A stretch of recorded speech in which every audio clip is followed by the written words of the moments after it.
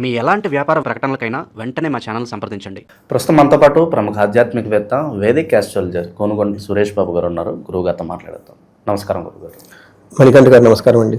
గురుగారు, ఏప్రిల్ మాసం విశేషంగా కన్యా రాశి వారి పరిస్థితి ఈ మాసం ఎలా ఉండబోతుంది? అక్షయ తృతీయ కూడా ఈ మాసంలో ఉంది మనకి. దీన్ని ఎలా వినియోగించుకోవాలి? ఓవరాల్గా ఎలాంటి జాగ్రత్తలు ఈ నెల వెళ్ళి తీసుకోవాలి? మనం ముందు కన్యరాశి ఇంట్రడక్షన్ ఎలా ఉండబోతుందో చెప్పేసి వాళ్ళు కూడా టెన్షన్ లేకుండా ఉంటారు. ఫస్ట్ ఇది కొంచెం ఛాలెంజింగ్గా ఉండే మాసం. అప్స్ అండ్ డౌన్స్ ఈక్వల్గా ఉన్నాయి. ఒక పక్కన అపార్చునిటీస్ ఉంటే ఒక పక్క ఛాలెంజెస్, రెండు ఈక్వల్గా ఉంది కాబట్టి కొంచెం క్యాలిక్యులేటెడ్గా వెళ్ళాల్సిన మంత్ అది.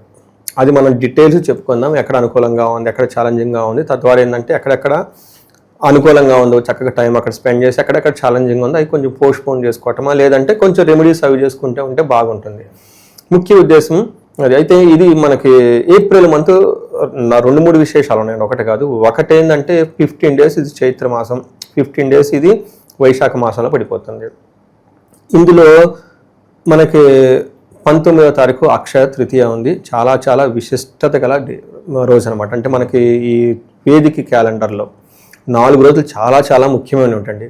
ఒకటి దసరా, 2 దీపావళి, చైత్ర మాసం, తర్వాత ఇది అక్షయ తృతీయ అంటే ఉగాది. ఈ 4 పండుగలకు చాలా విశిష్టత ఉంటుంది టోటల్గా.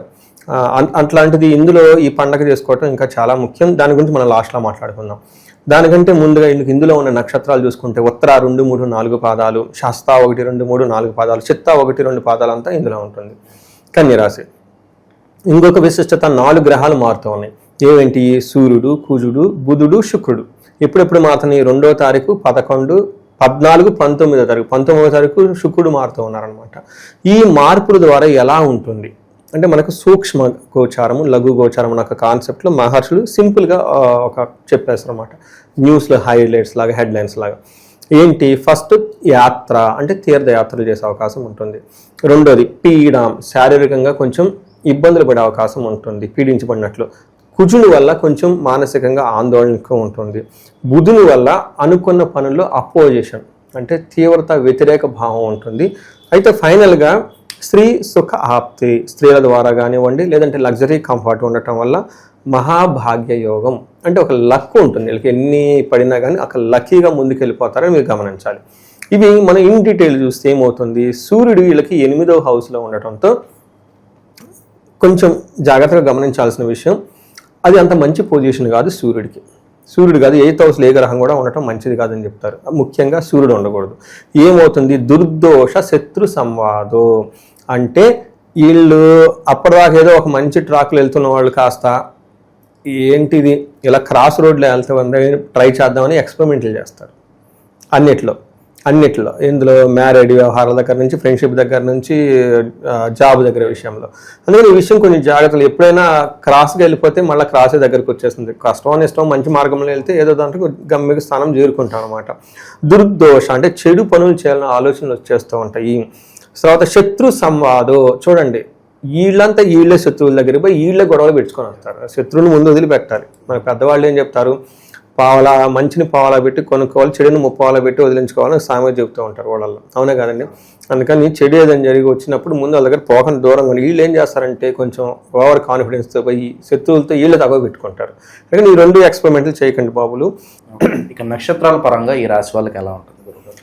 ఇందులో 3 ఉత్తర ఫాల్గుని, హస్త, చిత్త 3 నక్షత్రాలు ఉంటాయి. ఇందులో ఉత్తర ఫాల్గుని చూసుకున్నారనుకోండి, రాజ్య లాభము, వస్త్ర లాభము చూపిస్తుంది. ధనలాభము, రాజ్యలాభము, ధనలాభము, వస్త్రలాభం. అంటే ఇక్కడ ప్రమోషన్స్ వచ్చే అవకాశం ఎక్కువగా ఉంటుంది.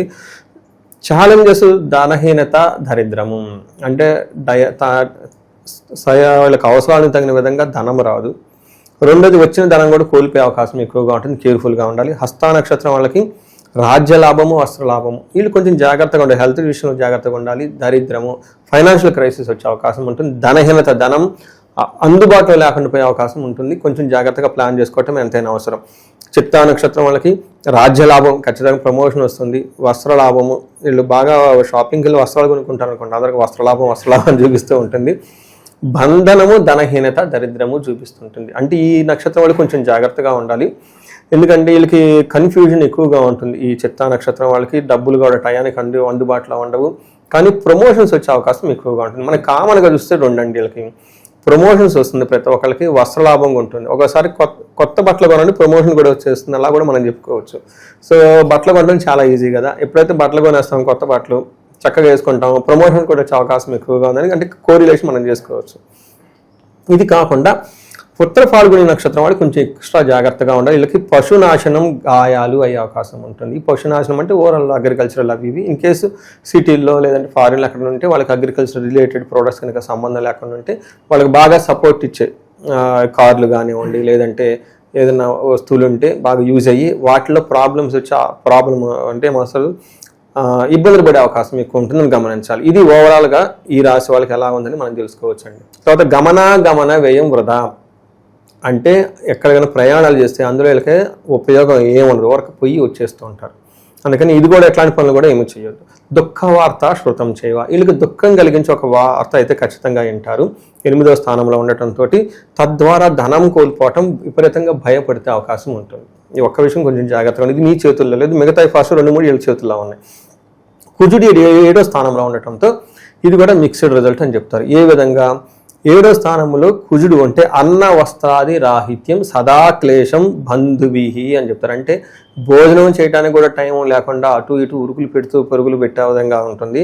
ఎప్పుడు ఏదో ఒక బాధ కలుగుతూ ఉంటుంది. కువార్త చెడు వార్త అయిన అవకాశం ఉంటుంది. చూడండి, సూర్యుడు చెడు వార్త, కుజుడు కూడా వీళ్ళకి చెడు వార్తను తీసుకొని వస్తున్నారు. పుత్ర భాతృణం క్రోధ అంటే అన్నదమ్ముల దగ్గర నుంచి కానివ్వండి లేదంటే సోదరుల దగ్గర నుంచి కుమారుల దగ్గర నుంచి గొడవలు వచ్చే అవకాశం ఎక్కువగా ఉంటుందని గమనించుకోవాలి. 2 విషయాలు గమనించుకోండి. ఒకటి, ధనాన్ని కోల్పోయే అవకాశం ఎక్కువగా ఉంది. జ్యువెలరీ కానివ్వండి, మీరు అప్పటిదాకా చదువుకున్న దాచిపెట్టుకున్న బ్యాంక్ బ్యాలెన్స్ చాలా జాగ్రత్తగా ఉంటే ఆన్లైన్ ట్రేడ్ నాకు ఈ మధ్య ఎక్కువ కాల్స్ అయ్యి వచ్చేస్తున్నాయండి. టక్కన డబ్బులు పోగొట్టుకుంటారండి. 10 ఏళ్ళు 12 ఏళ్ళు కష్టపడిన డబ్బులు మొత్తం ఆన్లైన్లో పోగొట్టుకొని వచ్చేసి బాధపడుతూ ఉంటారు. చూడండి, ఆ లేడీస్ ఇంకా అండి పాపం వాళ్ళు బయటికి చెప్పుకోలేరు. వాళ్ళకి ఇంకా ఎఫినిటీ ఎక్కువ, అది ఎమోషన్స్ ఎక్కువ ఉంటుంది. 3 లక్షలు 4 లక్షలు 5 లక్షలు కూడబెట్టుకుంటారు 2 ఏళ్ళు 3 ఏళ్ళు.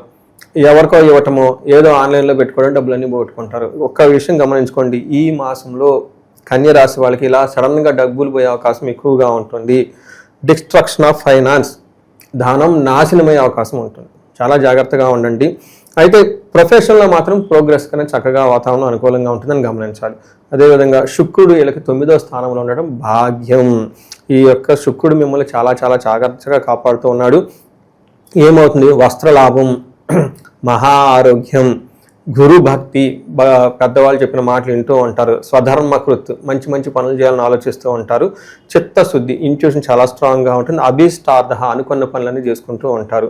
ఇప్పటిదాకా చూసుకుంటే వీళ్ళని ఒక్క శుక్రుడు మాత్రమే కాపాడుతూ ఉన్నారు. గమనించుకోవాలి, ఇక్కడ శుక్రుడు అంటే భార్యాభర్తలు అన్నీ ఉన్నది ప్రత్యేక. ఈ మాసం ఈ రాశి వాళ్ళు జెంట్స్ అయితే భార్య యొక్క సలహా తీసుకొని ముందుకెళ్ళటం చాలా ఉత్తమం. లేదంటే వీళ్ళు రాంగ్ ట్రాక్లోకి వెళ్ళిపోతారు. ఇన్ కేసు లేడీస్ అయితే హస్బెండ్ చెప్పిన మాటలతో వాళ్ళకి 1-2 సార్లు చెప్పుకొని డిస్కస్ చేసుకొని వాళ్ళ ఒపీనియన్ కూడా కన్సిడరేషన్ చేయాల్సిన టైం అయితే ఇది.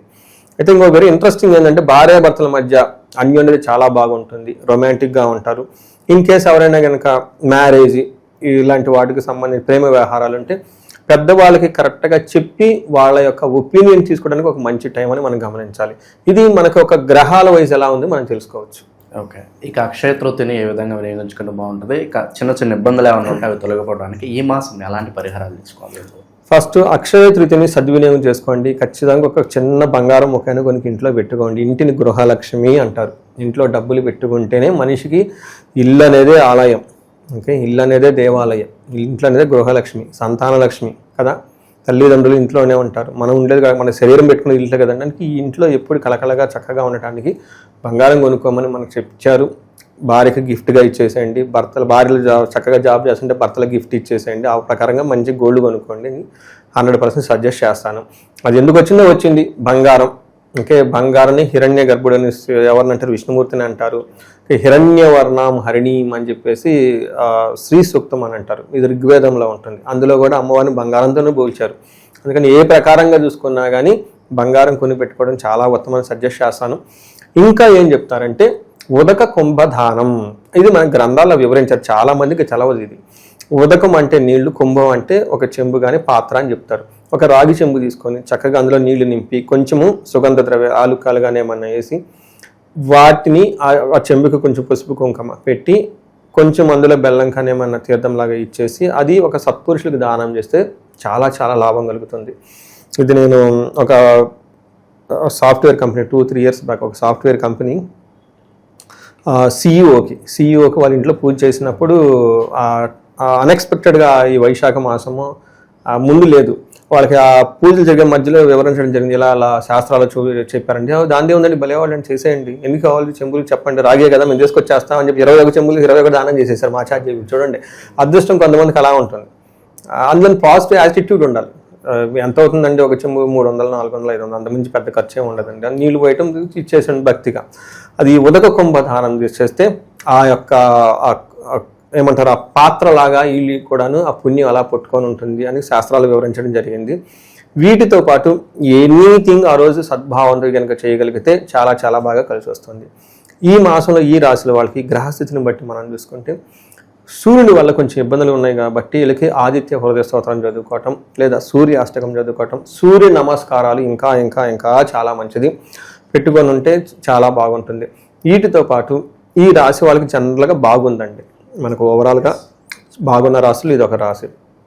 ఇన్ కేసు వాళ్ళ ఏజ్ 35 to 45 ఉండి మీరు అప్పటిదాకా కెరీర్లో బాగా గ్రోత్ ఉండి సడన్గా ఆగిపోయారు, అది కెరీర్లో కానీ మ్యారిటల్ ఇష్యూస్లో కానివ్వండి, కోర్టు వ్యవహారాల్లో కానివ్వండి, లేదా హెల్త్కి సంబంధించిన వ్యవహారాల్లో కానీ ఎక్కడో ఆగిపోయారు, గ్రోత్ లేకుండా స్టాగ్నేటెడ్గా ఉందన్న ఒక ఫీలింగ్ వాళ్ళకి వస్తే ఒక్కసారి జాతక చక్రం చూపించుకొని ఇండివిజువల్గా వాళ్ళ యొక్క జాతకాన్ని అసెస్మెంట్ చేయించుకోవడం చాలా ఉత్తమం. ఈ టైంలో వాళ్ళకి శాపాలు లేదా గ్రహ దోషాలు అనేవి చాలా ఎఫెక్ట్ అవుతాయి. అవి వాళ్ళకి అర్థం కాదు. అది చూపించుకొని శాపాలు అంటే ఏమిటి, మాతృశాపం, పితృశాపం, గురు శాపం, బ్రహ్మశాపం, స్త్రీ శాపం, ఇలా 11 రకాల 13 రకాల శాపాలు వివరించడం జరిగింది. ఈ టైంలో ఏదైనా ఎఫెక్ట్ అయిందా, దానికి సంబంధించిన గ్రహాలు ఏమైనా ఉన్నాయో తెలుసుకొని అవి చూసుకొని వాటి కనుక పరిహారాలు కనుక చేసుకుంటే లైఫ్ యాస్టీస్గా మళ్ళీ ముందుకు వెళ్ళిపోతుందండి. అంటే అప్పటిదాకా వెళ్తే బాగుంది, ఆగిపోయారు కదా, ఇది సంథింగ్ బ్లాకేజ్ వస్తుంది, అది తీసుకుంటే అది ఆటోమేటిక్గా వెళ్ళిపోతూ ఉంటుంది.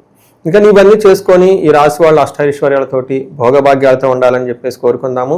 ఇది ఇంకా ఎడ్యుకేషన్కి సంబంధించిన ఎవరైనా కనుక ఉంటే మనకి హయగ్రీవ సంబంధించిన మంత్రాలు చాంట్ చేసుకోవటము, లేదంటే మేధా దక్షిణామూర్తి హోమము కానీ అభిషేకం కానీ పాశుపత అభిషేకం కానీ చేయించుకుంటే అకాడమిక్స్లో బాగా పెర్ఫామ్ చేయడానికి అవకాశం కూడా ఉంటుంది పిల్లలండి.